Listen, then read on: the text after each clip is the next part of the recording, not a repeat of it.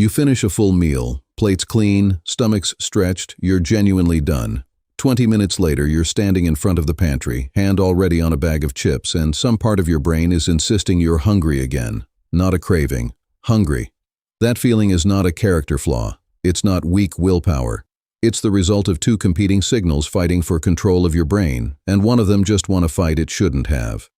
To understand why, you need to meet the two hormones running the show, and the one of them is quietly pulling on you. Your appetite isn't controlled by your stomach growling or your mood. It's controlled by a tug-of-war between two hormones reporting to a single control center in your brain called the hypothalamus. The first is ghrelin, made mostly in your stomach.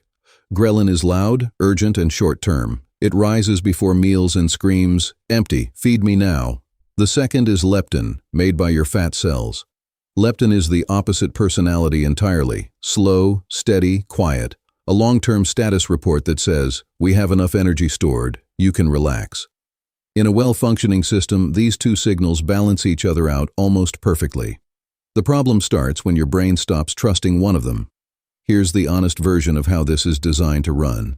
Your fat cells constantly release leptin into your bloodstream, roughly in proportion to how much fat you're storing. More stored fat, more leptin, more suppressed appetite. Less stored fat, less leptin, more hunger. It's a thermostat for body fat, not a meal-to-meal signal. Meanwhile, ghrelin operates on a much faster clock. It climbs in the hours before you'd normally eat, spikes right before a meal, then drops sharply once food hits your stomach. Under normal conditions, leptin acts as the brain's steady baseline read on your energy reserves, and ghrelin handles the short-term timing. Together, they're supposed to keep your eating roughly matched to what your body actually needs. Here's where it breaks. In people carrying excess body fat, fat cells don't produce less leptin. They produce more. A lot more. By the normal logic of the system, that should mean less hunger, not more. But it doesn't work that way because the hypothalamus stops responding to leptin's signal at all. This is called leptin resistance, and it behaves exactly like a smoke alarm that's gone off so many times the household just stops hearing it. The fat cells are screaming louder than ever. The brain has simply tuned them out. Meanwhile, ghrelin's voice never gets quieter, so with leptin effectively muted, ghrelin wins the argument by default. Your brain ends up acting as if you're running on empty fat reserves, even while sitting on plenty. This isn't a theory dreamed up to explain overeating after the fact. It was proven with a genuinely strange piece of science. In the 1950s, researchers at Jackson Laboratory found a strain of mice that ate constantly and became severely obese. They called the mutant gene OB. For decades, nobody knew what it did. Then, in a classic experiment, a researcher surgically joined the circulatory system of an obese OB mouse to a normal mouse, sharing blood between them. The obese mouse's appetite dropped and it lost weight, as if something in the normal mouse's blood was telling its brain to stop eating. That something turned out to be leptin, finally identified and named in 1994. The OB mice weren't obese from lacking willpower. They were obese because they physically couldn't produce the "you have enough fat" signal at all. Give them leptin directly, and they stop overeating almost immediately. It was the first hard proof that appetite is a hormonal signal, not a personality trait. Most human obesity doesn't work like the OB mice. Most people with excess weight have plenty of leptin, sometimes extremely high levels. Their problem isn't a missing signal, it's a signal the brain has learned to ignore.